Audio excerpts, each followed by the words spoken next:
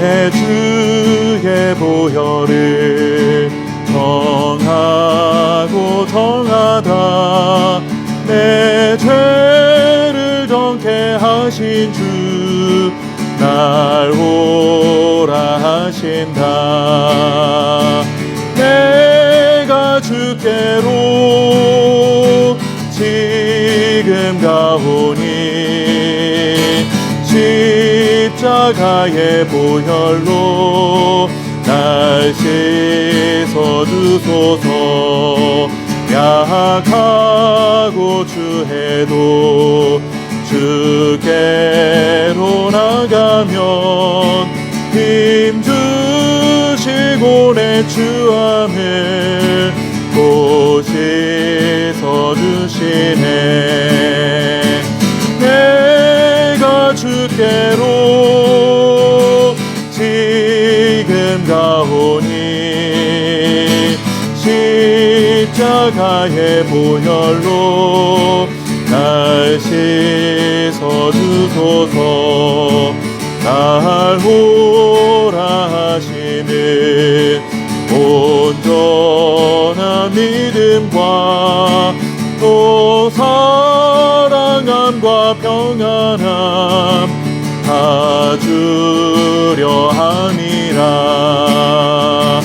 내가 주께로 지금 가오니 십자가의 보혈로 날 씻어주소서. 큰 죄인 복받아 살 길을 얻었네. 한없이 넓고 큰 은혜 베풀어 주소서. 내가 주께로 지금 가오니 십자가의 보혈로 날 씻어주소서. 그 피가 맘속에 큰 증거 됩니다. 내 기도 소리 들으사 다 허락하소서. 내가 주께로 지금 가오니 십자가의 보혈로 날 씻어주소서.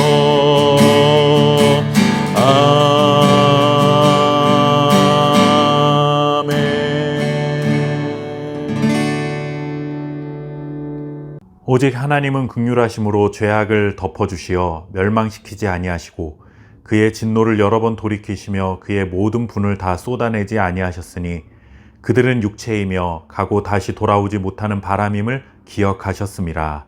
아멘. 흔히 인간은 망각의 동물이라고도 말합니다. 살면서 보고 들은 모든 것을 기억하고 살아갈 수 없기 때문에 그렇게 부르는 것이 틀리지 않다고 생각됩니다. 기억한다는 것은 매우 소중하고 유익한 일입니다. 치매라는 질병이 있죠. 치매에 걸리면 최근 기억부터 하나씩 지워져서 평생을 가장 가까이 사랑하며 살았던 가족들도 못 알아보게 됩니다. 한평생 돈반자로 살아왔던 배우자의 얼굴과 이름도 기억하지 못하고 금이야 오기야 키워왔던 자식들도 기억하지 못하고 곁에서 힘들 때 마음을 위로해주던 친한 친구들도 기억하지 못하게 됩니다. 그 소중한 사람들에 대한 기억을 잊은 채 살아가는 환자 당사자의 마음은 어떨지 솔직히 저는 잘 모르겠습니다.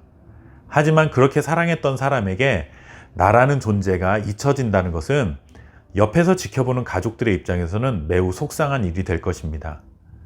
소중한 사람들에게 내가 잊혀진다는 것은 너무나 안타까운 일이고 속상한 일이고 한편으로는 나라는 존재가 사라지는 것 같아서 두려운 마음이 들 수도 있는 일이라 생각이 듭니다. 말씀을 묵상하다 문득 이런 생각을 했습니다. 내 주변에 소중한 누군가를 잠시 잊고 있었다면 그 사람에게 소식이라도 한번 전하면서 내가 당신을 잊지 않고 있음을, 그리고 나도 당신에게 잊힌 존재가 아니라는 것을 기억할 수 있는 하루가 되었으면 좋겠다라는 생각입니다. 이와 더불어 우리 그리스도인들은 절대로 망각해서는 안 되는 일이 있습니다.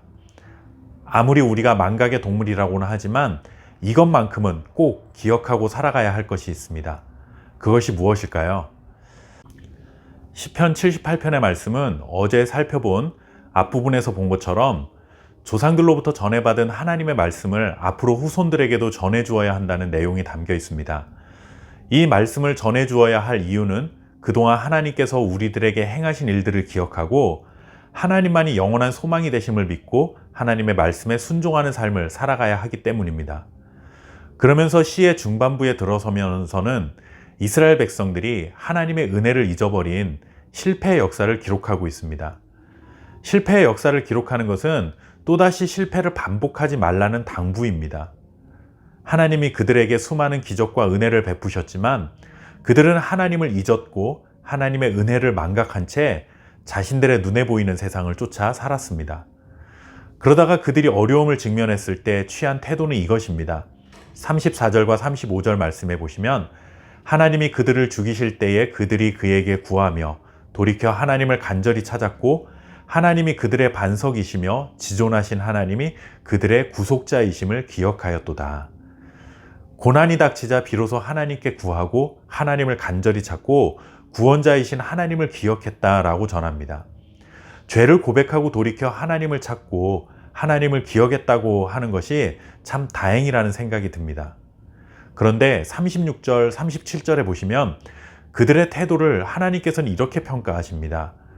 그러나 그들이 입으로 그에게 아첨하며 자기 혀로 그에게 거짓을 말하였으니 이는 하나님께 향하는 그들의 마음이 정함이 없으며 그의 언약에 성실하지 아니하였음이로다. 하나님께서는 그들이 한 죄의 고백을 아첨에 불과하다고 하시고 그것은 거짓말이었다고 하십니다. 무슨 이유에서 하나님께서 이렇게 평가하신 것일까요? 그 이유는 회개가 일시적이었다는 데 문제가 있는 것입니다. 이스라엘 백성들이 죄를 회개하고 하나님께 돌아온 그 순간만큼은 물론 그들의 마음이 진심이었을 것입니다.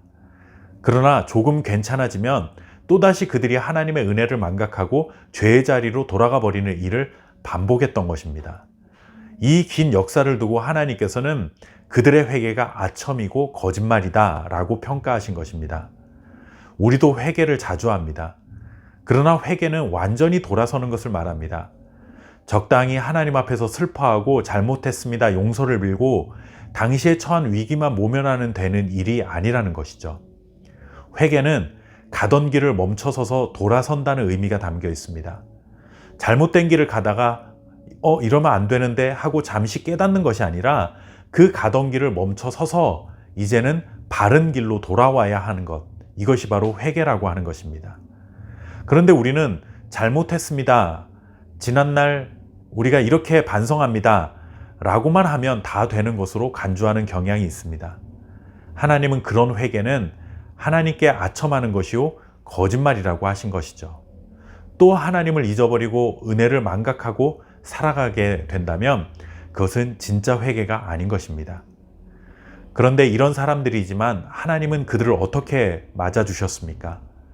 오직 긍휼하신 하나님께서 그들의 죄를 덮어주시고 멸망시키지 않으시고 진노를 여러 번 돌이키셨다라고 전합니다.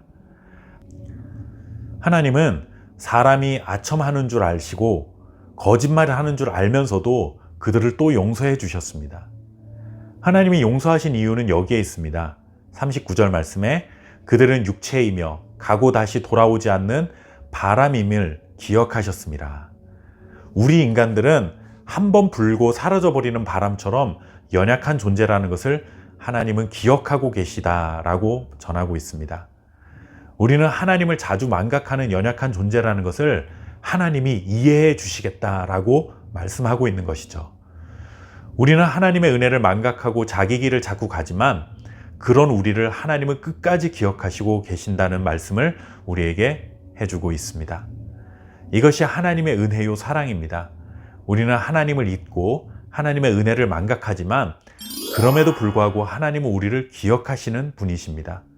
또다시 실패를 반복해도 우리가 결국 돌아가야 할 자리는 어디이겠습니까? 그리고 돌아가야 할 유일한 자리는 어디이겠습니까? 바로 하나님을 기억하는 것입니다. 하나님을 간절히 찾고 구하며 하나님이 우리의 구원자라는 사실을 기억에 담고 살아가는 저와 여러분 될 수 있기를 소원합니다. 감사합니다.